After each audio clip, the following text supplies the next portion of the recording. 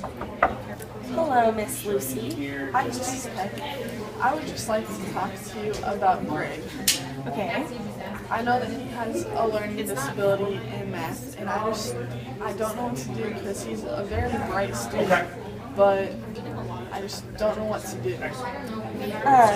We've assessed Greg, and he does have a learning disability and problem solving. He achieves very well in everything else, but math has been a continuous problem for him. So me and some of the other resource teachers have kind of come up with a solution, and we think that letting him use a calculator in your class might be pretty beneficial for him and let him be a lot more successful when it comes to your math lessons. I just don't know how I feel about letting him use a calculator though, because using a calculator on the test makes it way easier, and I feel like all the other students will be like, hey, that's not fair, and then they'll all get mad at me, and I don't want them to get mad at me because I don't want them to hate me, and then I'll have to let them all use a calculator if I let one person use a calculator, but then that would take away the learning from this because the problems are really easy with a calculator. I can see how that is a potential problem, but I think that maybe you as a teacher might have to come up with some ways and solutions that we can kind of make it known that it's okay for him without all the other children feeling kind of unfair or that they're at a disadvantage, because it is because he has a learning disadvantage, not just because we're favoring him. But then all the other students, I feel like they would have to know he has a learning disability so that it's not unfair, and I just feel like that's none of their business, and I don't want to make him feel like he's not as smart, because then a lot of times when students don't feel smart, they're not willing to try, and they'll be like, oh, I can't do this because I'm not smart, and I don't want him to feel like that. That is a pretty good problem with that. But do you know if he has any after school time that he could come in and take tests and use the calculator, so then he wouldn't have to run into the problem of using it in front of his peers? Well, he normally gets to school a few minutes late because I actually don't know why his mother starts him late.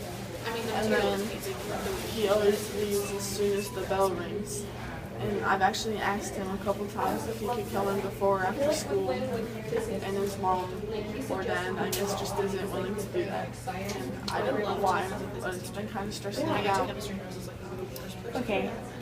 Do you think that he would be opposed to maybe using some of his recess time and using his calculator in there for a bit of that to take the test, or maybe send him down to our resource room so we can watch him during recess to take his test?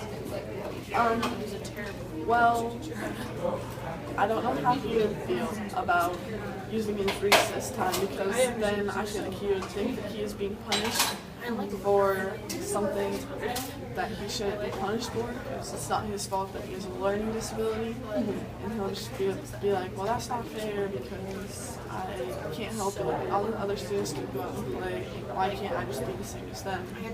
And then it'll have an effect on his self-esteem. And I really don't think he would like that, but I could talk to him and see what he wanted to do, or maybe while they take the test, they could go to a different room with a resource teacher and take the test with the calculator. But I still feel like he wouldn't want to do that because it would lower his self-confidence knowing that he can't take it the same as everyone else. Okay. So what I'm understanding is that you don't want him to feel secluded from the rest of his peers when taking tests and having separate times, right? Yeah. Okay. So maybe another solution would be maybe just letting him try to use a calculator, or maybe letting your other students use a calculator and see how that goes maybe. Yeah, I guess I could try. Maybe I could let my whole class use a calculator and then see if the test scores get way better. And if they do, then I'll know that that's probably not the best thing. And then we can, I guess, try letting him use a calculator on the test just by himself.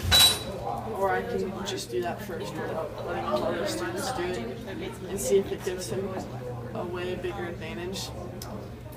And if not, then I'll let them keep, then I'll let him keep using it. But I think that maybe we should talk to the administration about it and have them come into my class and see what they say. And I don't know, I still just don't really feel like jumping right into that solution because they would literally just have to type in the numbers on the calculator and they would get the answer. Yeah. I agree with you. I don't think giving everyone else a calculator would be the most beneficial thing, but I do like your idea of having an administrator come in, and maybe we could give Greg a calculator. And I know there's still an issue of students feeling like there's a level of unfairness, which is a problem, but I think if we just kind of calm that with the administrator there and me and you as a teacher, then we can let him use a calculator, and if we feel that he's still succeeding a lot more than his peers, then we can maybe try to take a step back and find some other solutions that might help him. But me and the resource teachers have felt out the situation, and we feel using a calculator is going to put him at a better advantage and kind of being at the same level with others. Well, he is in the back of the room, so I guess I could just talk to him and he could take out his calculator kind of secretly, and then, like, I don't know, somehow have him kind of hide his calculator so a lot of students hopefully won't find out about it, except I'm sure sometime they will, but then I guess we can see how that goes.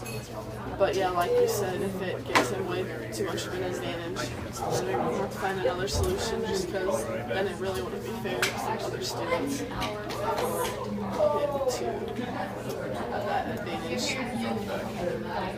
I think we've had a good conversation, and starting on Monday, we can let him use his calculator, and then kind of meet again maybe in a few weeks if you want to do that for a reevaluation if you think that's working or not. And then if we need to come up with some other solutions, I'm willing to try to find something that's going to work better for him. But thank you for being open and helping him out, because I know it's been a scary thing for him in math since he is such a bright student. So thank you for coming in and talking to me today.